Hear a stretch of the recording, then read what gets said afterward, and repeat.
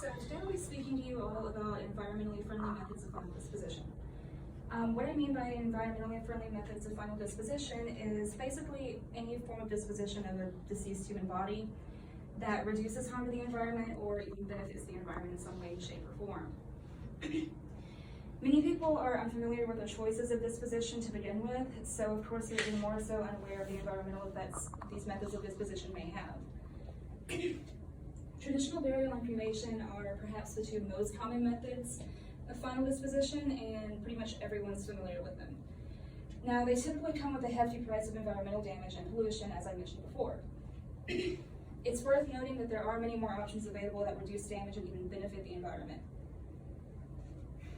Throughout this speech, I'll be including citing sources, including the National Funeral Directors Association website, a research article by Chan-Lin Lee from the National Library of Medicine and National Institutes of Health, the National Board Exam Review Book for Students of Mortuary Science Education, and funeral service textbooks by Dr. Thomas R. Taggart, a Sierra Club article by Bob Shilgen, an EPA announcement republished by Paul F. Rahill of the Cremation Association of North America, and a CNET article on alkaline hydrolysis by Steph Pancasio. So let's go ahead and jump to the next point and discuss the most common forms of disposition and better alternatives. So, traditional burial, which is basically just the burial of an embalmed or chemically preserved body, and cremation, which we all know is just the reduction of a body to ashes via incineration or fire, both emit large amounts of chemicals into the environment.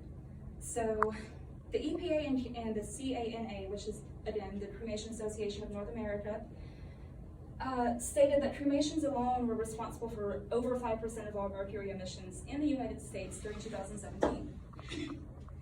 It's worth noting that most of these emissions were from dental fillings that were vaporized during the cremation process. In 2015, Bob Shilgen of the Sierra Club stated that cremation requires the energy of roughly 12 to 24 gallons of gasoline, which we all know produces a ton of harmful byproducts in and of itself. And that's for each individual cremation, not a large amount. So, a Chinese study by Chan-Lin Lee also revealed that cremation is responsible for a very large amount of harmful air pollutants, including sulfur dioxide, nitrogen oxide, and various heavy metals. These can cause irritation and very serious long-term damage to a variety of body parts and systems, including your mucous membranes, respiratory tract, and they can even disrupt vital organ function. Traditional burial involves chemical preservation of deceased bodies, as I mentioned before. Dr. Taggart stated that these chemicals typically are made up of formaldehyde, ethanol, methanol, and several other carcinogenic and toxic chemicals. Now, the NFDA's website also pointed out that the chemicals used during this process are highly likely to leak out into surrounding soil and waterways during the embalming process. So, as a result, there's a small chance that our water and naturally grown foods contain trace amounts of these embalming chemicals and even bodily fluids, which is pretty nasty. Now, on the topic of burial still, caskets are also very damaging to the environment.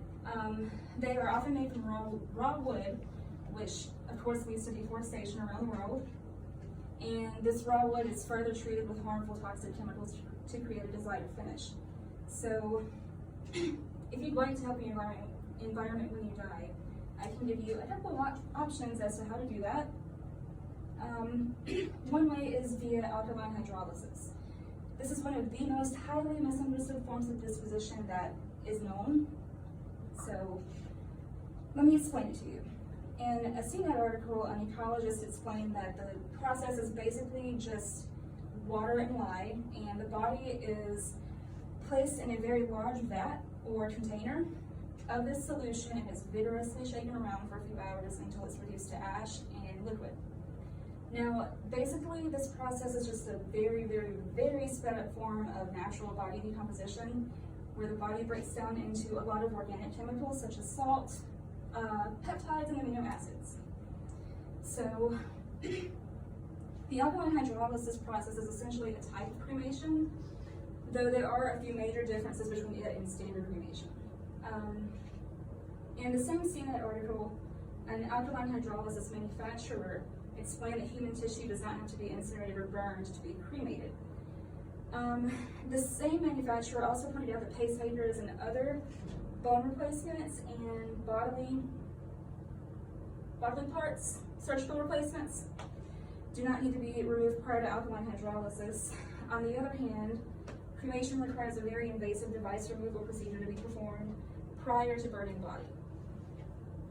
If you don't remove these pacemakers or other metal objects from the body, they can explode in the retort, which is the cremation chamber, so that can cause a lot of problems. Now, the ashes produced by alkaline hydrolysis can be stored in an urn, scattered, or even sent to space or made into lab-created diamonds. Now, although there are ashes with alkaline hydrolysis, there is still a liquid left over. The liquid is often released into standard waterways along with embalming fluids and real human bodily fluids, such as blood, feces, urine, and other pathogens are excreted during the embalming process and are legally allowed to be disposed of via sewage systems. So, the difference between this liquid and the liquid released via embalming is that it is sterile.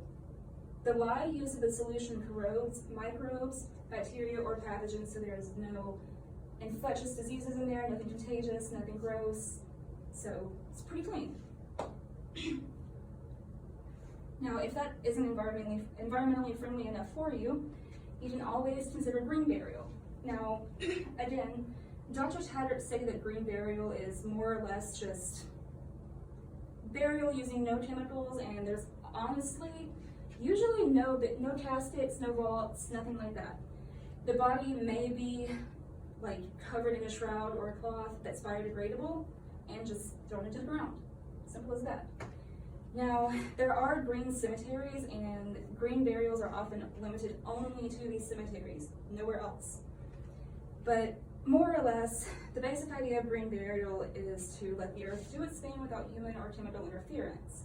So, of course, that may be the best and most environmentally friendly method of disposition there is at all.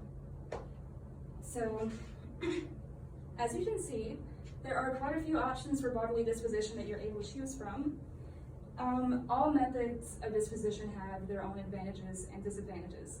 So keep your environment in mind when you're choosing these methods of disposition, and you can help out the environment even after you're dead, long after you're gone.